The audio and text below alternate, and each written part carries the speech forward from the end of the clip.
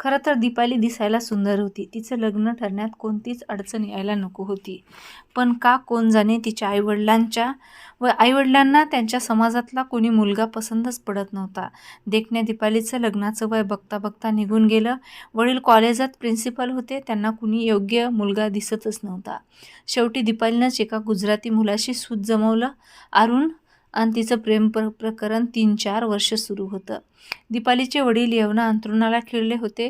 त्यांनी दीपालीला प्रेमविवाहाची परवानगी दिली. दीपालीच्या लग्नासाठी जणू वडिलांचे प्राण अटकले होते. तिचं लग्न झालं आणि त्यांनी अखेरचा श्वास घेतला. अरुणचं दीपालीवर मनापासून प्रेम होतं. त्यानं अत्यंत सन्मानानं दीपालीला आपल्या घरी आणलं. घरातलं वातावरण कट्टर गुजराती होतं. घरचा चांगला व्यवसाय होता. आर्थिक बाजूसुद्धा भक्कम होती.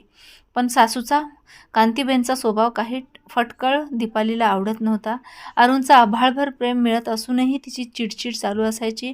कांतीबेन आणि नारायणभाई हे जोडपं अत्यंत सरळमार्गी होतं. सामान्यपणे गुजराती कुटुंबात सुनेनं साडी नेसावी, डोक्यावरून पदर घ्यावा, तोडके कपडे घालू नये असे संकेत असतात. आपल्या सुनेनं ते पाळावेत अशी कांतीबेनची अपेक्षा असणं यात काहीच गैर नव्हतं. अरुण दीपालीला शांतपणे समजवायचा. थोडं धीराने घे, सगळं चांगलं होईल म्हणून सांगायचा. पण हट्टी आणि मनभावी दीपालीला ते मान्य नव्हतं. एक दिवस चिडून भांडण करून ती माहेरी निघून गेली. आईनंही तिला समजूत घालून परत पाठवण्याऐवजी उलट तिला आधीच भडकवण्याची धन्यता मानली. दीपालीची बहीण राजश्री तर स्वतःचा संसाराचा खेळखंडोबा करून अगोदरच घरी बसलेली होती. आता दीपालीच्या बाबतीतही तिनं आगीत तेल ओतायचं काम सुरू केलं. सासूला चांगली अद्दल घडूया असं दीपालीला सांगायची. मूर्ख दीपालीनं आई व बहिणीच्या सांगण्याप्रमाणे अरुणचं प्रेम ठोकरलं. बिचारा अरुण कितीतरी वेळा यायचा. घरी चल, प्रेमाने संसार करू म्हणून विनवायचा. पण दीपाली ठम्म होती. अरुणचं प्रेम तिला कळतच नव्हतं. तिच्या आईलाही विवाहित मुलगी माहेरी येऊन राहते याचं काहीही वाटत नव्हतं. माहेरी दीपाली फक्त आराम करायची. दिवसभर तिची वहिनी एकटीच घरातली कामं करत असायची. आई आणि दीपाली सकाळ संध्याकाळ भटकायला जायच्या. घरात अन बाहेर मनसोक्त हादडायच्या. शरीराला कोणतीच हालचाल नसल्यानं अन दिवसभर चरत राहिल्यानं दीपाली आता चांगलीच गरगरीत झाली होती. अरुणला ओळखणाऱ्या लोकांना दीपालीचा राग यायचा आणि अरुणची कीव यायची. दीपालीच्या ओळखीतले नात्यातले लोकही तिला टाळायला बघायचे. कारण अरुणचा चांगुलपणा त्यांना दिसत होता. वारंवार तो तिला घरी येऊन भेटत होता, घरी चल म्हणत होता. ती गोष्ट लोकांपासून लपून राहिलेली नव्हतीच. दीपाली मजेत खातपीत भटकत होती. अरुण मात्र बायको सोडून गेल्यामुळे फार दुःखी होता. त्याच्या आईवडिलांना देखील वाटायचा की मुलाचा संसार बहरावा, आपण नातवंड खेळवावीत. पण हट्टी दीपाली सासरी गेलीच नाही. अरुणही आता तिला भेटणं कमी केलं. फोन मात्र तो आवर्जून करायचा. अरुणनं दीपालीकडे घटस्फोट मागितला नाही. त्याचं कारण कुठं प्रकरण नव्हतं. आयतखोर दीपाली घरी येत नव्हती. घटस्फोट देऊन अरुणला मोकळंही करत नव्हती. अरुणनं मात्र दीपालीचं मनापासून आणि खरंखुरं प्रेम केलं होतं. दीपालीशिवाय तो इतर कुणाचाही विचारही करू शकत नव्हता.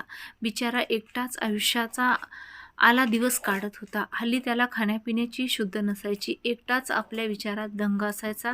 त्याला एक दिवस असाच आपल्या नादात दुकानातून निघून घरी येत असताना एका ट्रकशी त्याच्या कारचा अपघात झाला. डोक्याला फार मोठी दुखापत झाली. नारायणभाई आणि कांतीबेन दीपालीला त्याच्या अपघाताची माहिती दिली. ती भेटायला येईल असं त्यांना वाटत होतं. पण दीपाली काय किंवा तिची आई बहीण काय कुणीही त्याला बघायला इस्पितळात गेलं नाही. उलट त्या परिस्थितीत दीपालीच्या आईनं अरुणच्या वडिलांना सांगितलं की दीपाली व अरुणसाठी वेगळा ब्लॉक करून द्या. अरुणचा अपघात जबरदस्त होता. तो त्यातून वाचला हेच त्याचं नशीब. एवढी गंभीर दुखापतीतही तो शांतपणे सोसत होता. आईवडील त्याची सेवाशुश्रूषा करत होते.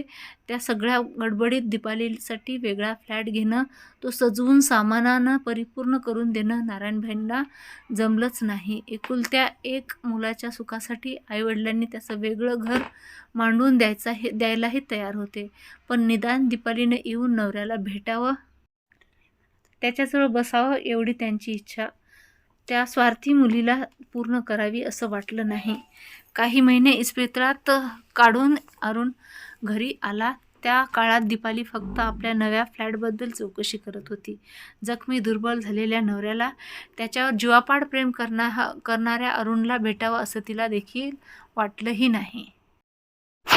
अरुणला घरी आणल्यावर त्याचे वडील त्याच्या वेगळ्या फ्लॅटच्या व्यवस्थेला लागले.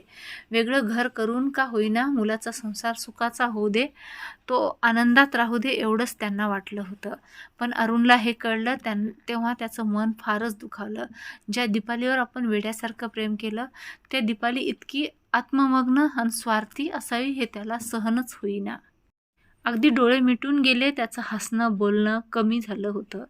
ते आता पूर्णपणे बंदच झालं. इतक्या महिन्यात त्यानं दीपालीला फोन केला नव्हता.